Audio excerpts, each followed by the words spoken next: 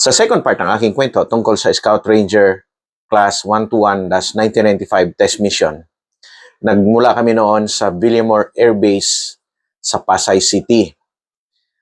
About 2-hour flight from Manila papunta doon sa Zamboanga City na kung saan andon ang Southern Command. Doon kami manggaling at dilipat kami sa Naval Asset, yung LST, papunta naman sa Sirawai Peninsula. Yun yung pinaka-aksyon na inaantay naming lahat. Kami noon ay nasa loob na ng C-130. Grabe ang aming expectation na talagang maipaengkwentro kami. Ang C-130 na aming kinasakyan, yan yung originally ay galing naman talaga yan sa United States of America. Gawa ito ng Lockheed Martin. Mayroon siyang 4 na engine, turboprop engine. At ang ibig sabihin nun, medyo very safe ang eroplano.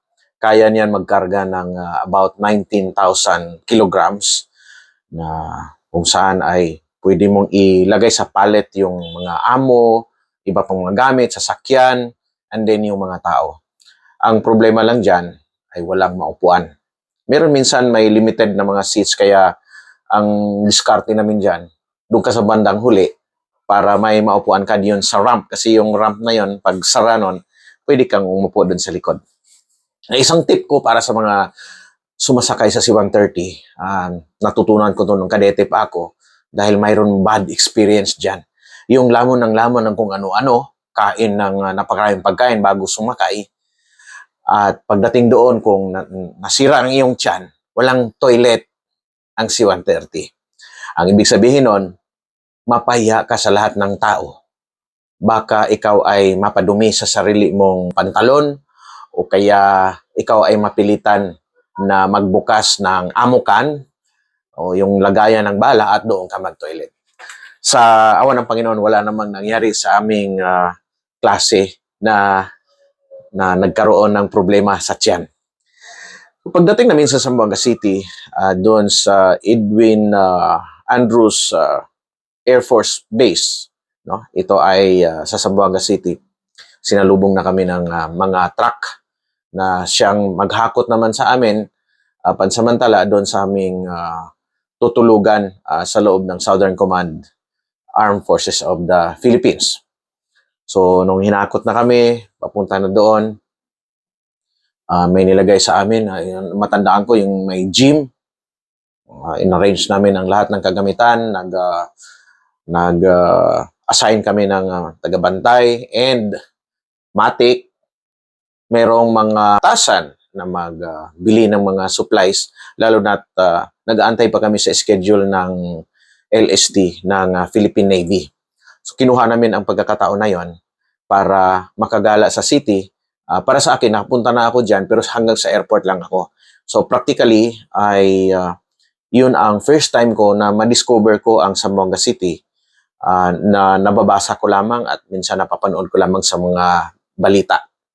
Dahil alam natin na matindi ang mga operations na nangyari dyan since the 1970s, 1980s.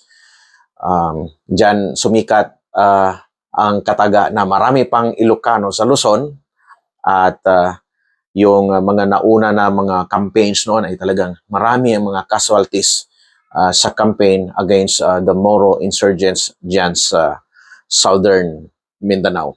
Initially, sumama ako doon sa aming marketing o yung meron kaming bawat team na ang pag nagbili kami ng supply ay bawat team na ang assignment. Bahala kang dumiskarte. So, namili kami ng iba't ibang mga tuyo. Pumunta kami doon sa murang bilihan sa Zamboanga City. Actually, napakamura ng fish products, lalo ng mga dried fish products dyan sa Zamboanga City. Pumunta rin kami sa may Canilar, kung saan andun naman ang mga barter trade products. Meron doon parang mie goreng, yung galing sa Indonesia, Malaysia. Maraming nabibili doon. And in fact, doon na din ako bumili ng aking malong na pangdagdag proteksyon sa lamig in case na malamig naman talaga doon sa kagubatan ng Sirawai Peninsula. Ang hindi ko makalimutan dyan sa Zamboanga City, yung pagbisita ko sa mga historic sites. Inuna kong pinuntahan ay yung Fort Pilar. Dahil ako ay very interested sa kasaysayan sa pakikidigma. Yung Fort Pilar na yan ay ginawa to defend Zamboanga City that was established sometime in about 90 years, no? 1635. About 90 years after na-establish ang Manila in 1574, nung nagkaroon ng Battle of Manila, no? Sila Martin de Gueiti at nung una ay talagang kinalaban sila ng mga dato sa Manila. Dito sa kasalukuyang Fort Santiago, yung Intramuros area na yan, no? Nung pumunta dyan, nagbalik dito yung mga Espanyol, ay natalo nila, of course, sa pakikidigma ang mga dato. At dahil doon, after about 90 years ng kanilang campaign, ay papunta nila sa south. At yun ay ang Zamboanga City. And after that, ay na-establish nila yung Fort Pilar dahil patuloy naman ang pag-resist ng Sultanate of Sulu sa Spanish rule. Kaya nung pagpunta ko sa Fort Pilar, nakita ko yung design nila sa defense, na talagang yung emplacement ng mga guns and yung mga gwardya ay towards the sea. Ang ibig sabihin nun ay ganun kaastig ang mga tauhan ni Sultan noon na lumulusob sa kanila. And in fact, there was a big incident na inatake ang Fort Pilar sometime in 1720, no? Inatake nila yan. And pinuntahan din namin ang City Hall, no? Doon sa City Hall, yun naman ay palatandaan ng pag-establish ng American rule starting in the early 1900s, sometime in the 1903, nung unang ginawa ang City Hall, dahil doon nakatira o doon mag-manage o mag-govern sa Moro Province ang appointed na mga military governor kagaya ni sino ba itong nauna? Si Leonard Wood. Si Leonard Wood at si Tasker Bliss at yung napakasikat na si John the Blackjack Pershing. So yan yung tatlo na yan ang pinakasikat na mga military governors who were allowed to perform civilian roles during the American occupation. Ang Zamboanga City ay actually ibang salita nila doon. Although kung magsalita ka ng Bisaya, makakaintindi sila. Magsalita ka ng Tausug, makakaintindi rin sila. Originally, that is inhabited by the Subanen tribe. Yung Subanen na yan, sila ay mula sa Indonesia according sa history.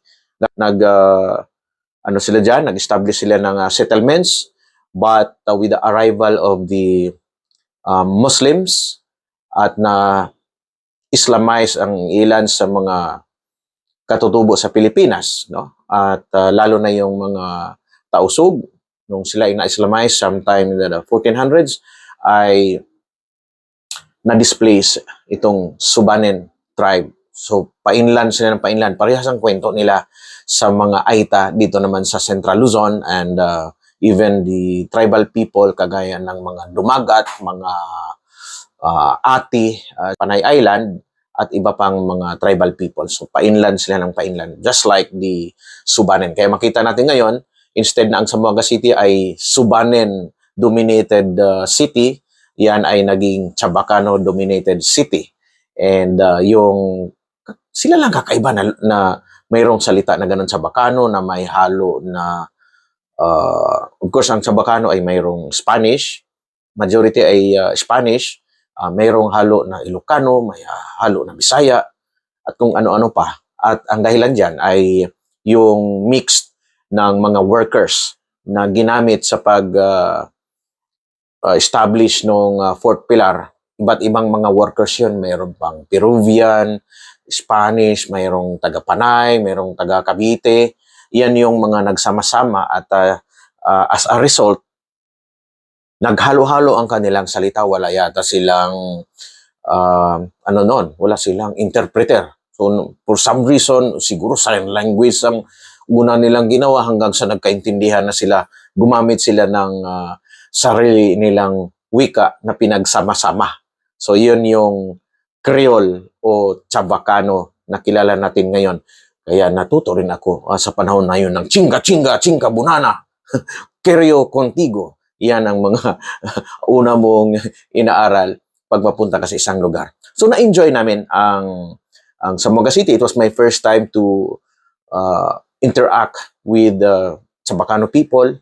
Maraming mga magaganda doon. Sabi nila ang pinakamagaganda na Pilipina sa Philippines ay mula sa Zamboanga. Sabi niya mga Zamboanga white.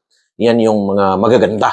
Mga mistisa sila. And in fact, merong iba sa aming mga kaklase na nakapag-asawa na huli sila ng Zamboanga white. Marami rin mga prutas doon.